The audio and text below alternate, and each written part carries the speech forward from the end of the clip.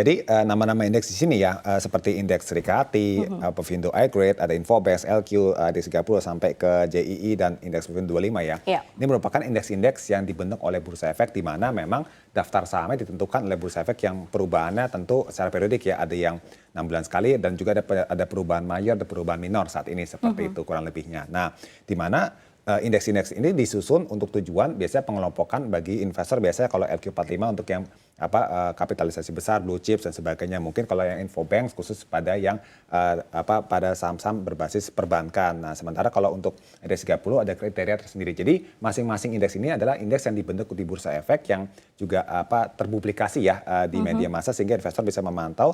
Tujuannya untuk bisa memantau mensegmentasikan kelas-kelas saham dengan kriteria tertentu tujuannya sehingga bisa jadi rujukan investasi buat investor institusi dan saat ini adalah buat reksadana berbasis indeks kira-kira seperti itu. Di mana untuk keseluruhan pasar adalah kita ke indeks harga saham gabungan.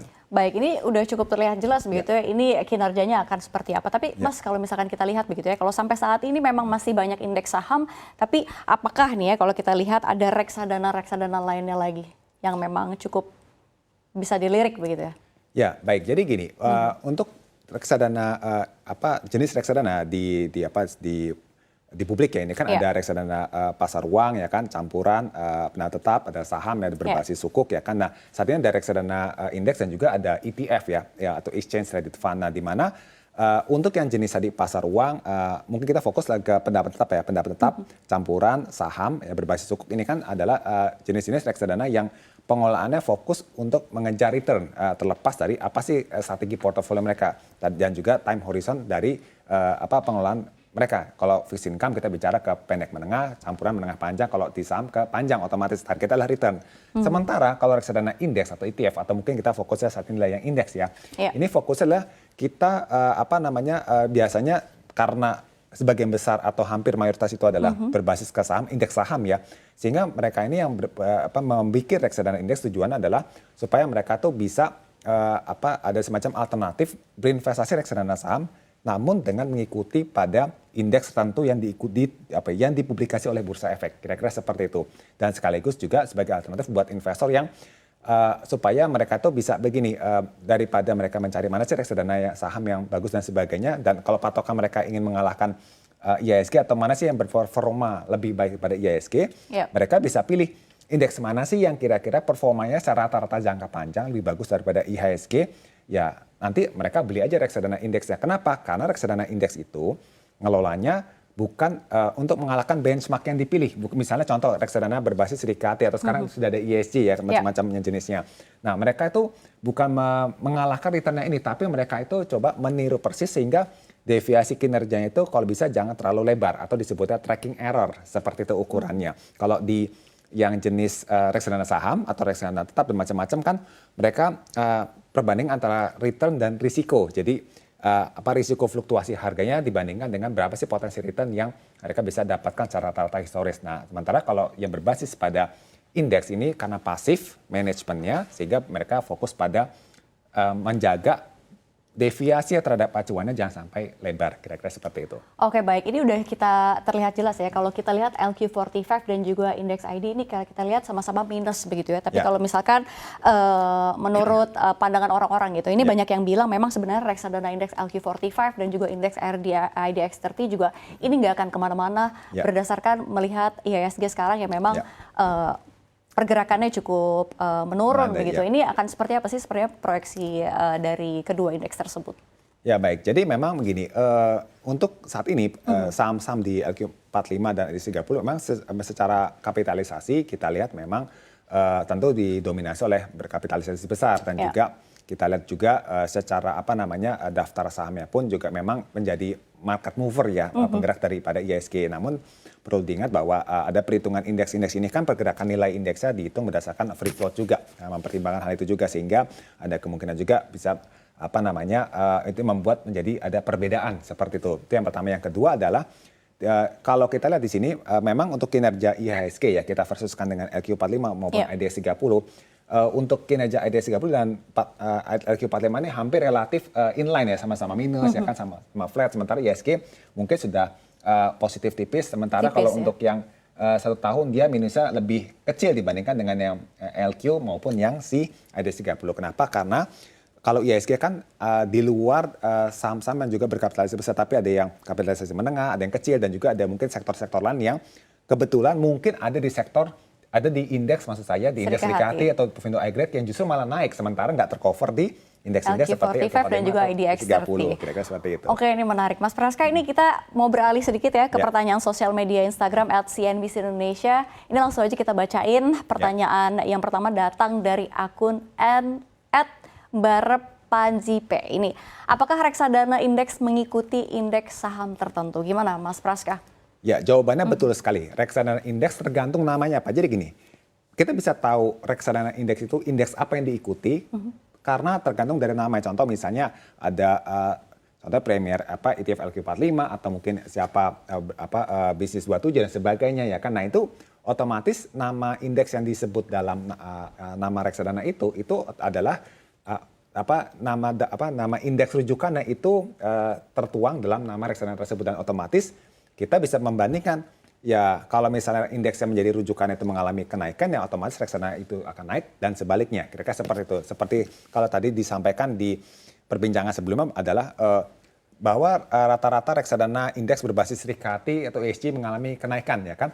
Nah, ini wajar kenapa? Karena indeks Serikati sendiri year to date positif ya kan. Setahun terakhir juga positif, otomatis yang membuat saham-saham berbasis ESG itu Serikati juga positif karena ngikut dari indeksnya juga. Kira-kira seperti itu. Kalau ngomongin positif-positif, ini saya perhatiin indeks Infobank 15 ini semuanya positif. Ini sebenarnya seperti apa nih? Apakah memang patut untuk dilirik juga nih kalau misalkan kita lihat indeks Infobank ini, kalau kita lihat secara bulanan ini masih positif 2,7%, lalu juga kita year to date juga masih 3,2%.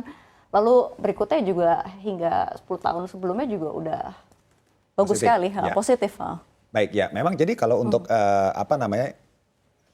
Infobank ini belum ada memang reksadana indeksnya ya. Hanya saja tadi saya bandingkan kenapa? Karena ini menurut saya menarik sekali ya kalau seandainya Infobank ini ada reksadana indeksnya. Kenapa? Karena secara performa jangka panjang pun jangka pendek menengah, ini kita compare dengan market ya 1 tahun terakhir, 3 tahun terakhir, atau mungkin 10 tahun terakhir. Anggaplah kita ambil simpel aja, 5 tahun terakhir, 54 dibagi 5 atau 10 tahun dibagi 10, itu rata-ratanya di atas satu, di atas market, yang kedua di atas indeks kayak LQ, di atas IDX 30 seperti itu. Jadi cukup kompetitif juga relatif dengan kayak tadi Serikati, yang dimana kalau Serikati atau Provindo iGrade ya kalau saya compare di sini, ini juga saling bersaing secara performa, meskipun Provindo iGrade di sini belum sampai 10 tahun, tapi secara kinerja sampai 5 tahun mereka cukup bersaing. Jadi memang yang paling besar secara rata-rata jangka menengah hingga panjang, kalau saya bandingkan dengan data ini semua, itu lebih dipimpin oleh indeks yang Infobank. Alasannya karena kalau kita lihat daftar indeks Infobank otomatis saham-saham perbankan, di mana saham-saham perbankan kita kan memang jangka panjang itu yang big banks performanya cukup positif terus ya, dari kinerjanya, keuangannya maupun harga sahamnya selalu create new time high posisi seperti itu. Jadi itu yang membuat indeks Infobank itu akhirnya mencetak kinerja yang cukup baik. Ya, walaupun memang begitu banyak sentimen dari global, tetap sebenarnya sektor perbankan ini masih tetap solid begitu ya, dan memang masih bagus lagi. Dan kita pertanyaan selanjutnya nih Mas Praska dari akun @irahulu31. Apakah ada reksadana indeks yang fokus pada sektor tertentu? Bagaimana Mas Praska? Baik. Untuk reksadana indeks itu tidak ada ya sektor ya. Kenapa? Karena fokusnya adalah meniru indeks yang menjadi rujukan, dan satu indeks ini ada macam-macam sektor di dalamnya. Misalnya Serikati ada tentu macam-macam sektor, kecuali Infobank saya dominasi perbankan. Tapi kalau di luar ini biasanya merujuk pada sektor tertentu yang mungkin sedikit kayak kita bicara merujuk sektor ya. Sedikit ada Seminfra ya, sektor infrastruktur seperti itu ya. Infobank ini kalau ada ya, tapi kan sayangnya ini belum ada ya. Tapi kalau yang Seminfra itu ada reksadana indeksnya. Jadi yang Infobank ini merujuk pada sektor keuangan perbankan, sementara Seminfra ini lebih kepada sektor berbasis pada infrastruktur. Nah, ini kurang lebih hanya dua ini hanya. Tapi kalian sudah terpublikasi ya. Yang sudah ada di publik cuma yang Seminfra, sementara kalau indeks yang merujuk pada sektor tertentu, yang kedua adalah ini sebenarnya Infobank, seperti itu. Baik, semoga terjawab tadi pertanyaan untuk yang bertanya begitu ya, Ira Hulu. Dan lalu ada pertanyaan lagi selanjutnya dari akun @mamimania66. Waduh, ini nama Ya. akunnya udah Mami Mania ya. Ini pertanyaannya, apakah ada biaya terkait investasi di reksadana indeks dan bagaimana cara memilih reksadana indeks yang tepat?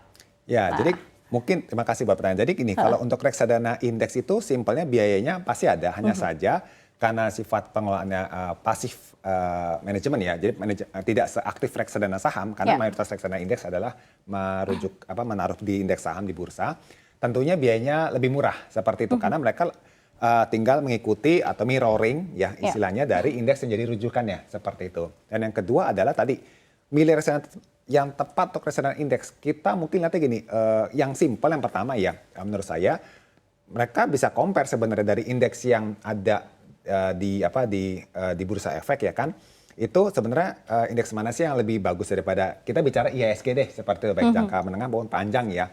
Nah, kemudian kita filter ya kan indeks-indeks dari mana sih yang lebih bagus dan kita cek ada nggak sih reksadana indeks yang memiliki alokasi atau merujuk pada indeks-indeks yang kinerjanya lebih bagus daripada si IHSG ini. Kira-kira seperti itu simpelnya. Nah, itu yang lebih pasif. Tapi kalau mau lebih aktif lagi sedikit di market timingnya adalah misalnya pada saat pasar saham pada saat lagi mau koreksi karena ada sentimen makro misalnya suku bunga mau naik lagi misalnya atau mungkin ada kejadian sesuatu ya mungkin bisa beralih ke fixed income. Nanti berotasi jenis reksadana. Nah, namun pada saat pasar saham akan bullish ya baru kita akan masuk lagi ke reksadana indeks tersebut. Kira-kira gitu.